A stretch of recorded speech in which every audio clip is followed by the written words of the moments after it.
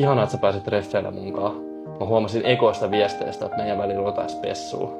Mä tunsin se sama yhteyden. Mä en maltu odottaa, että me päästään vaan yhteyden kryptosalkku. Mikä salkku? Siis kryptovaluutta on yksi mun elämän isoimpia asioita. Millainen kryptosalkku sulla? Mitä valuuttoja sulla? Mä tiedän siis tosi paljon mun kryptoja, kanssa en ole tehnyt vielä yhtään tappia. Niin olette bitcoineja vai joo? Mä on pakko käydä nyt tässä vessassa. Mä tuun ihan just takas. Tää tyyppi on ihan sekasi. Mitä mä teen?